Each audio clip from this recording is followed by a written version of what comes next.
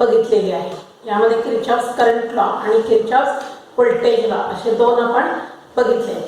आता आपण आज नवीन स्टार्ट करतो पॉइंट विटस्टन्स ब्रिज. आता Wheatstone's bridge means Wheatstone's physicist name bridge म्हणजे हा जो क्वाड्रिलॅटरल तयार केला आहे म्हणून याला ब्रिज असं म्हटलंय. आता विटस्टन्स ब्रिज काय करतो तर Wheatstone's bridge is used to determine unknown resistance और it is used for measurement of unknown resistance. म्हणजे हा फिजिसिस्ट विटस्टन्सनी काय केलं अननोन रेजिस्टन्स फाइंड करण्यासाठी आपला एक ब्रिज काय केला त्यांनी डेव्हलप केला. म्हणून आपण पहिलं त्याआधी डायग्राम बनायच्या त्याचा क्वेश्चन कसा असतो तेही बघा. Obtain an expression for unknown resistance using the Wheatstone's bridge. Wheatstone's bridge फक्त पाहिजे. पुढे अजून गेल्यानंतर अजून एक मीटर ब्रिज येणार आहे. विटस्टोन्स ब्रिज म्हटलं की तुम्हाला ही डायग्राम ड्रॉ करायची आहे.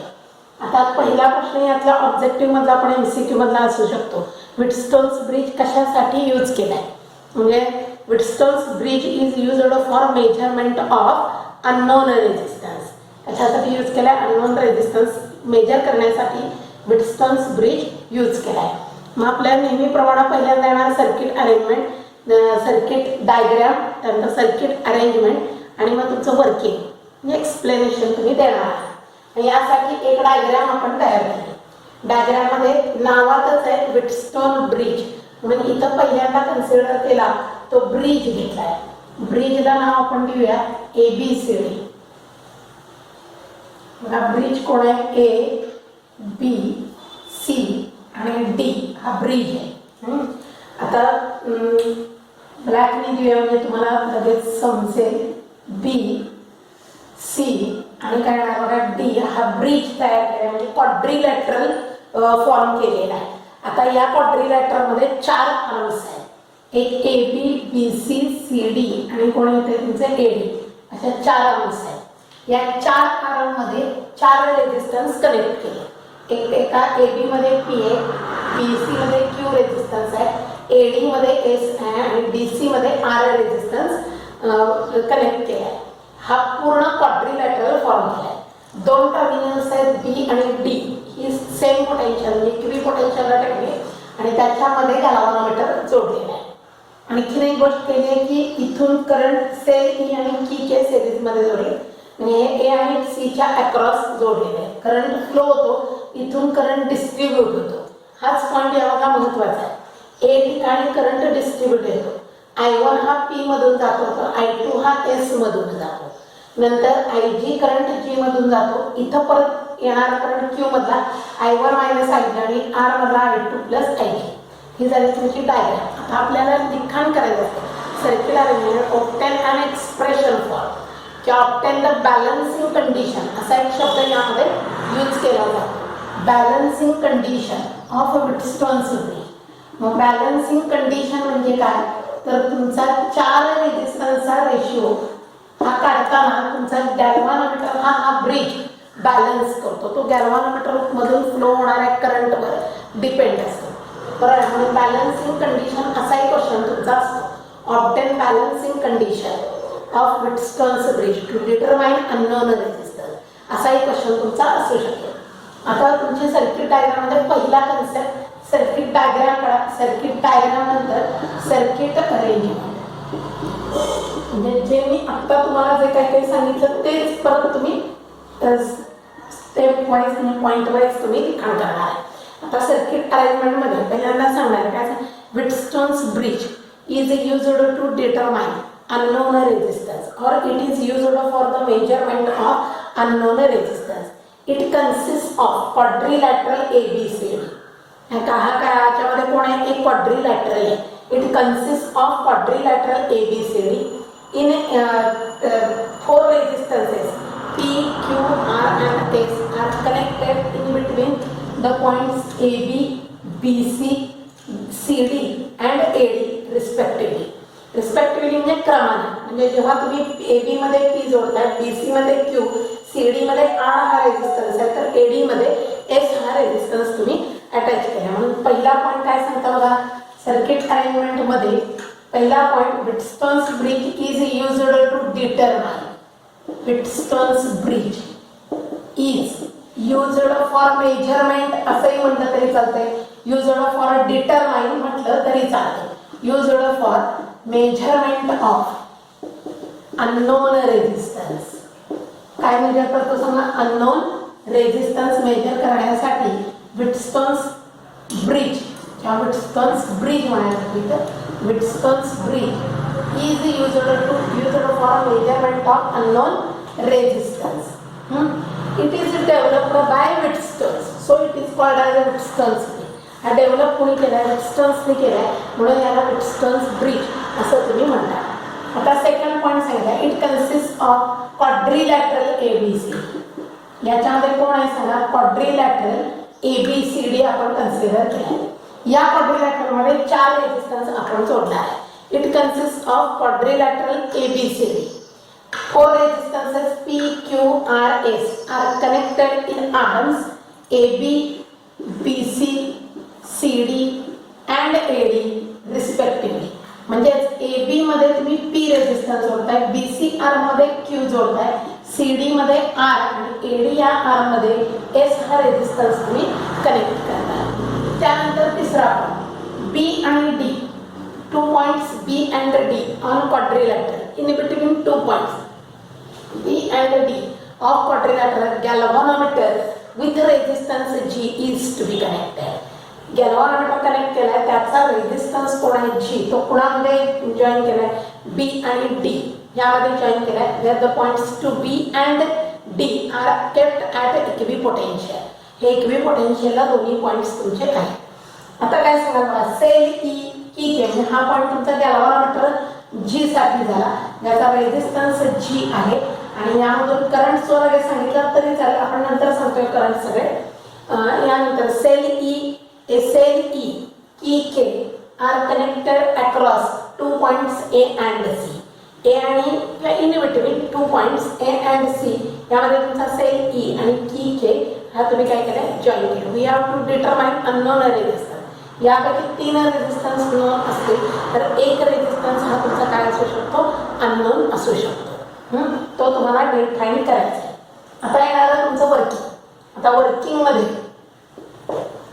म्हणजे ऍक्च्युअली तुमचा फॉर्म्युला काय फाइंड होतो? मी तुम्हाला याच्या आधी खूप वेळा सांगितले की जेव्हा जेव्हा तुम्ही एखादं डेरिव्हेशन घेता, एक्सप्रेशन घेता, त्यावेळी त्याचा आउटपुट तुम्हाला माहिती पाहिजे. आता याचा आउटपुट काय येतो तुमचा? P by Q. P, Q are resistances. P by Q is equal to S by R.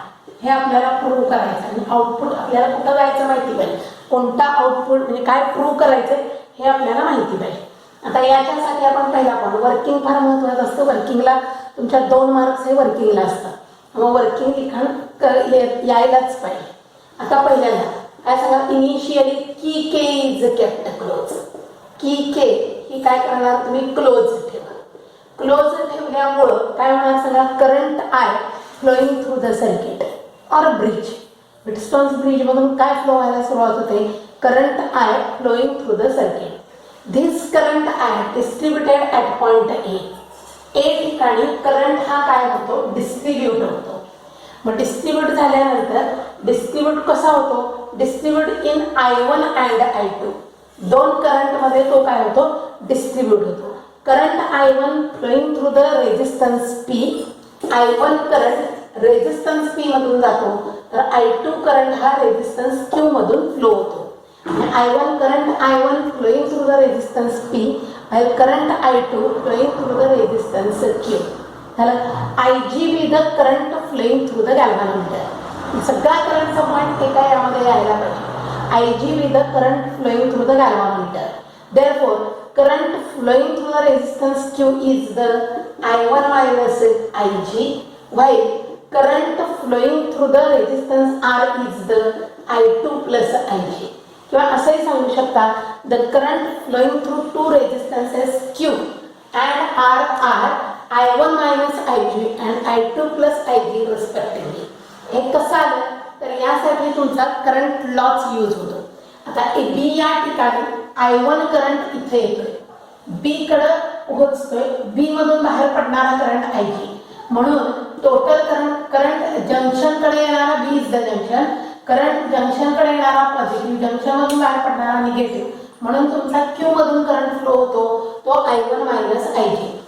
समजावून या, पाठांतर नका करू, ते कसं आहे कळलं पाहिजे.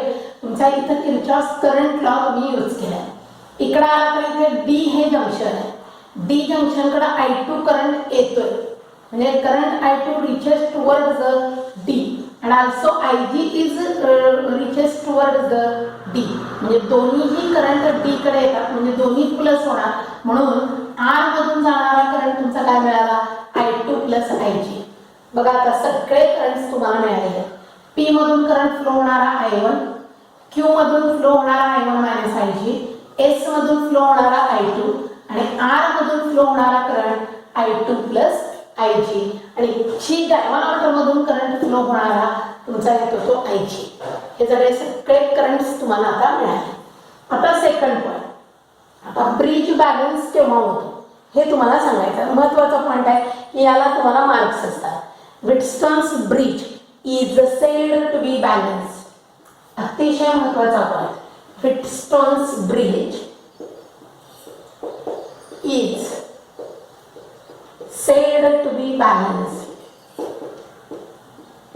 said to be balanced if current flowing through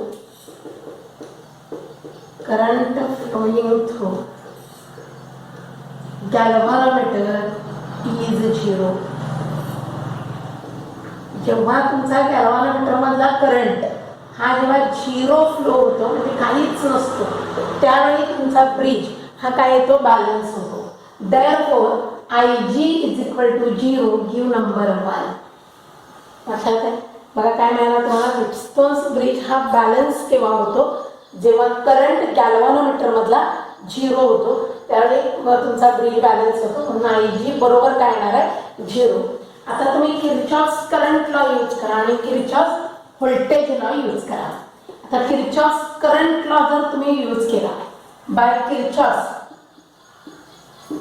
KCL law, Kirchhoff's current law, at junction A, junction diagram कडे लक्ष पाहिजे. at junction A, दुसरा पॉइंट घेतोय.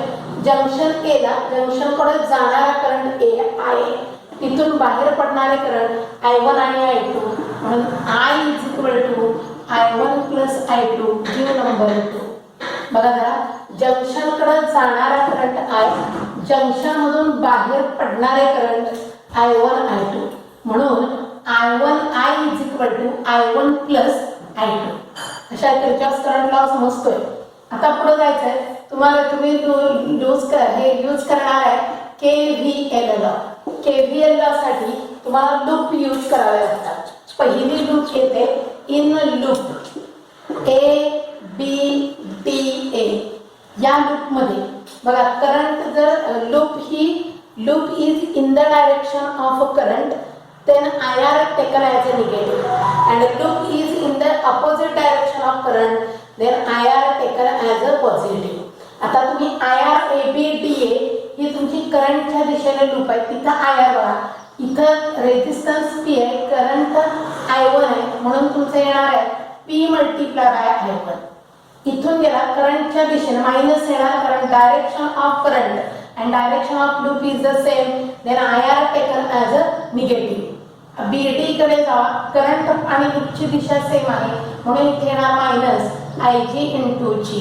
पुढे लूप इकडे क्लोज केली आहे, इकडून गेला, आपण असं जातोय, लूपचे डायरेक्शन D to A आहे, करंटचे डायरेक्शन A to D आहे, तर तुमचं येणार आहे plus S into I2 is equal to 0.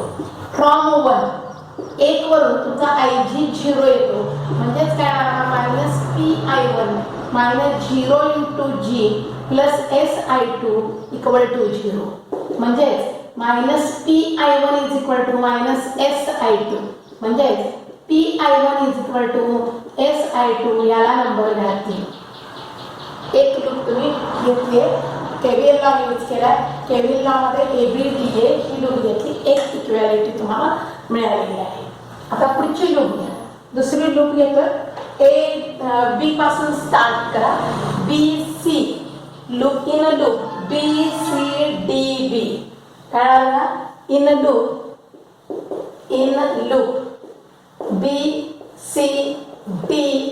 बी या लूपमध्ये आपण परत जाणार आहे. करंटच्या डायरेक्शननी जर लूप असेल तर I are taken as a negative. आता बघा इथून करंट I1 मायनस I आहे, रेझिस्टन्स तुमचा Q आहे, दोन्हीची डायरेक्शन तुमची सेम आहे म्हणजे तुमचं मायनस येणार आहे. मायनस बघा लूप BCD मध्ये minus I1 minus IG multiply by Q. परत तुमच्याकडे बघा direction of loop C to D आहे and current is D to C, then taking plus I2 plus IG multiply by R. D to B, loop direction of loop is the D to B, but current flow from B to D, therefore it is taken as a positive. Therefore plus Q IG multiply by G is equal to 0. But from 1 वरून IG ची किंमत 0 येते म्हणून minus I1 Q plus I2 into R plus 0 multiply by G is equal to 0. therefore I1 Q is equal to I2 R. Give number 4. Now simplification, dividing 3 by 4 we get. Dividing 3 by 4 we get. Dividing 3 by 4 we get Pi1 divided by I1 Q into I1 plus is equal to S into I2 divided by R multiplied by I2 cancel, I1 cancel, we get P by Q is equal to S by R. Using this formula, any unknown resistance, one of them resistance is unknown out of these 4 resistance. एक हा काय तुमचा unknown येतो तर बाकीचे सगळे resistance हे non येतात लक्षात आहे आणि तो रेजिस्टन्स आपल्याला हा फॉर्म्युला यूज करून फाइंड करायचा आहे. आता तुमच्या टेक्स्ट बुक मध्ये एक सॉल्व्ड एक्झाम्पल याच्यावर आहे म्हणजे एक्झाम्पल सोडवताना तुमच्या 2-3 गोष्टी तुमच्या लक्षात पाहिजेत आणि असाच क्वाड्रिलॅटरल दिलेला आहे त्या क्वाड्रिलॅटरल मधले रेजिस्टन्स या फॉर्म्युल्यात घालून सोडवू शकता किंवा अजून एखादा रेजिस्टन्स पॅरलल आहे तर किती रेजिस्टन्स पॅरलल जोडला तर तुमचा ब्रिज बॅलन्स होतो असे काही प्रॉब्लेम्स आहेत. बघा आतापर्यंत आपण बरेच व्हिडिओ बघितलेत, रोटेशनल डायनॅमिक्सचे बघितले, करंट इलेक्ट्रिसिटीचे बघितलेत. तुम्ही माझ्या चॅनेलला लाईक करा, सबस्क्राईब करा, शेअर करा. मॅक्झिमम तुम्ही जितकं सबस्क्राईब करणार आहात तेवढे तुम्हाला जास्त व्हिडिओज मिळत जातील.